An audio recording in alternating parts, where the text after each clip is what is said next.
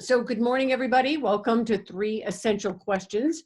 I am Pam Myers with Pam Myers Social Media. My co-host is Erica Yoakum with Virtual Personal Assistant Extraordinaire, I will add. We are doing this show every Thursday morning at 9:30 called 3 Essential Questions. And we basically ask the same questions of each new guest every Thursday, and then we will share the recording on our social media. We did have one slight little change today, so we are very lucky to have as our guest Mr. Lucas Romero. Lucas is with Edward Jones Financial. And so we are going to ask the 3 essential questions to Lucas. So welcome, Lucas. Thank you. Thank you. Yeah. Surprise. It's me. I'm glad to be here. I'm glad to be second on the list. So thank you. Oh.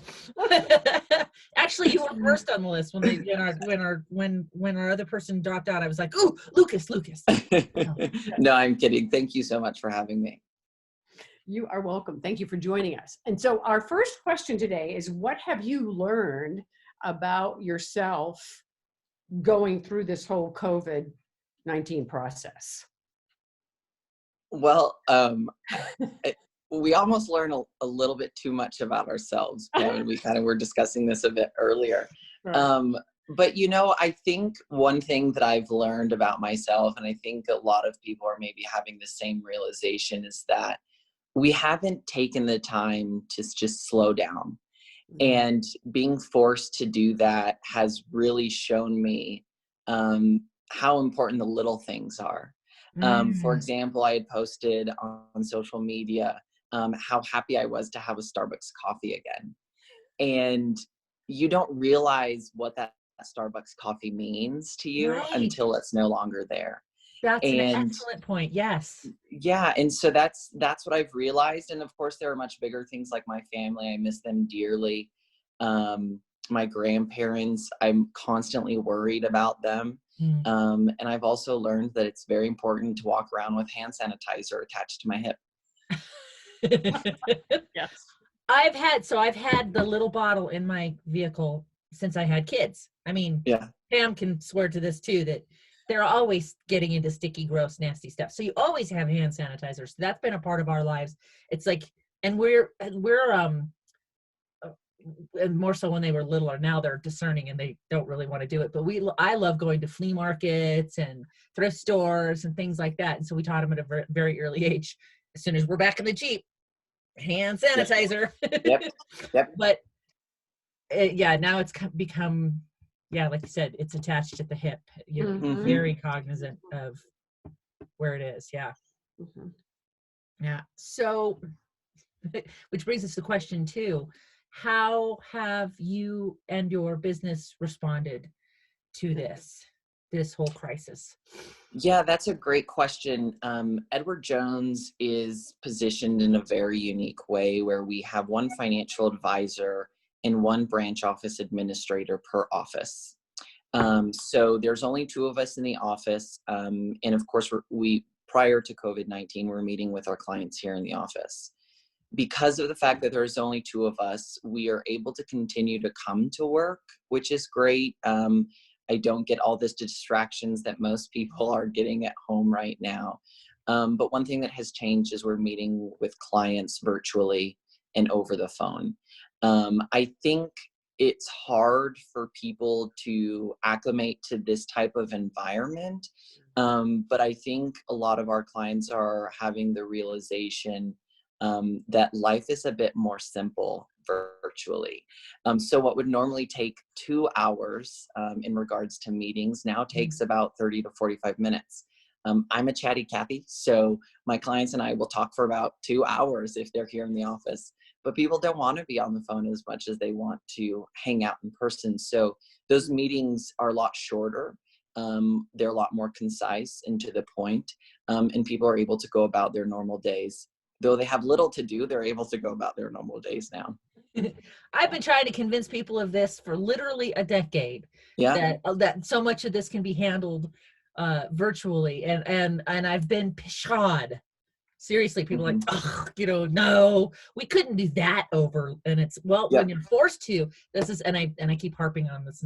I think that's what's been brilliant about this, the whole thing is seeing how people adapt and the measures that they've come up with to get around what were thought to be insurmountable obstacles to continue doing business. Right? Because where there's a will, there's a way, right? If I've got to do business, I got to find a way to do it. So some people are just getting really genius about how to do things. And I love the fact that so there's only two of you in the office. So you like walk in you're 6 feet apart and you go, hey, and you each go to your own office and you're cool, right? Yeah, that's exactly how it works out. That's great. I'm in my office, and my branch office administrator is more than 6 feet away, really, on the other side of the office. So it actually works out perfectly. And as many of you know, I was a financial advisor at Merrill Lynch, and a lot of my friends and colleagues who are there had to make a lot of changes, as a lot of large firms are having to do, just because of the amount of employees that they had in the office. So we are positioned in a very unique way here, and I'm very happy about that. Right. Yeah, it really has saved you from having to jump through all those hoops of not being, of having to figure out how to go about, right? Doing it on a day-to-day basis, because you are already set up, ready to go. Yeah, it has. And the other thing that's interesting too is I feel like we are going to see this as the new normal moving forward. And hopefully soon we'll be able to have those face-to-face interactions again, because there's something to be said about the human contact. Right. But I think it will be a more efficient way of operating. And I think people are going to see that, and they're going to use those type of meetings more often. Yeah, I hope so. I hope it does. I hope a lot of larger companies change their format and not require, maybe give people the opportunity of one or the other. And look at what it's doing for our environment is amazing. And, yeah, it Twitter is. has actually said all employees will work from home forever now. Right. I know, that's wonderful. Yeah. So, and I hope, like Twitter, why not? Right. Yeah, right. Exactly. And I think the technology has caught up with us that we can do it. I mean, right. I don't know. I can't speak for your segment of the business world, Lucas, but I'm thinking like legal documents, and they've got online notaries now and things like that. So it's really, it can be done online. Right. Yeah. It really can. A majority of the industry was in the process of having all hard copy documents filed electronically. And with new clients, that was just the norm, that documents were being filed electronically. And because of that, it's also helping with virtual meetings, or, e-signature is a big thing right now. And it has been a thing for a while, but now that I'm not able to see people in person, they have to sign documents electronically. Right. And we've made it simple for them. Good. Adobe's over there going, see, told you. Yeah. We'll do it when I need it. 25 years ago. Exactly. You just weren't listening. I remember when it first came out and people were like, whatever. Like, what? You can't digitally sign anything and all that. Now it's like, yeah. Not only that, but it's like legally binding. Right. Cool. Cool. Okay. So then our last question, Lucas, is how do you see, for you, business doesn't sound like it's changed all that much, but how do you see yourself coming out on the other side? What are things like moving forward? I think that's what I'm most excited about. There's a lot of debate on when the world should reopen and how we should go about doing that. And that's exciting to me. I think we've pressed the reset button on the world, and now we have the opportunity to make a difference and move forward in a different way than we have before. And politics is a very touchy subject for a lot of people. And I think because of this, we've really had to come together. And I hope that we can continue that moving forward. In regards to my business, we'll continue to operate the way that we currently are. And hopefully we'll be able to have more human interaction in the future, because that's what I really enjoy, as the two of you already know. But I think it just needs to be business as usual. I think we need to continue to just remind ourselves that our lives are important, and it's important that we're healthy. And then everything is just secondary. Our family is important to us. And a lot of the conversations that I'm having with clients are that, you know, finances is a big thing for a lot of people, and their financial situations are really important to me. And so having those type of conversations, though sometimes they may be difficult, are important for people to be having right now, especially as people are losing their jobs. So whenever we talk about emergency fund savings, those are why we talk about that, because of situations like this. So it's important to keep those things in mind moving forward. I think we're all going to learn a lot from this, and hopefully change the way that we all do business moving forward. Yeah. Well, from your lips to God's ears, because the whole idea of, you know, going back to normal, I don't think normal was healthy. I really, you know, I mean, I think the reset and the slowdown and being aware of, just like you said, just the little things, like, so I wound up in the ER last night. No biggie. Diverticulitis, whatever. I'm just old. It's an old thing. So okay. Yeah, be careful out there. Yeah, right. So right, I haven't been out of the house since March 12th. Let's go to the ER. If you're gonna do it big, you know, go all the way. You know, why? But we couldn't. When we left, it was like, ooh, yay, everything's good. I just go on meds and I'm fine. Let's go celebrate. And instead of we could go anywhere, it was, what's open?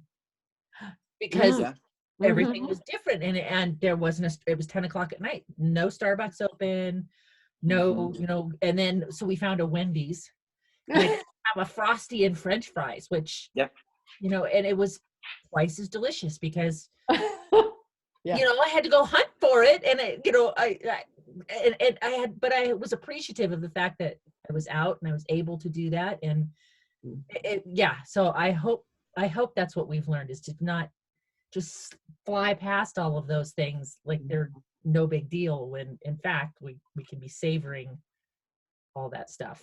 Yeah. And you know, I think this COVID-19 has been really interesting for the world, because I think we've realized that as an individual, I actually have a big impact on the world, large or small. And with COVID-19, we've been able to see that. I mean, people who have been asymptomatic, who may have had COVID-19 and didn't know that, could be getting someone else sick. And that individual could potentially be terminally ill because of COVID-19. So I think it's important that we all are just very mindful of how we interact with each other moving forward. And though we don't want to have to do that, it's important that we do, and we should have been doing it a long time ago, because we could have prevented something like this happening. You know, hindsight 2020, the world would be a much different place if we would have been doing this earlier. And I think we've experienced this before. I mean, look at 9/11. After 9/11, the world changed, and the way that we traveled changed. And we're going to see that now. The world is going to change. The way that we travel is going to change. And now the way that we interact with each other is also going to change drastically. Oh, it was just, so we get to the ER, and there's you don't just walk in the door anymore and walk, you know, Tom and I were going to walk in, and they were like, who's the patient? And I said, me. And I said, only you go in. So only I could, and I had to go check in first, and they have a big long question, you know, do you have any of these symptoms? I mean, they're really trying to stay on top of it. And it was kind of, and then they're showing ads of mothers having babies in isolation, because right now you don't go into, even if you're pregnant and you go into labor, your husband doesn't go with you, your partner doesn't. Wow. So you're giving birth alone with the hospital staff, which to me was like, again, it's one of those things where you go, whoa, see, we just totally take for granted. You could have everyone in the videographer in the room. Yeah, exactly. Not anymore.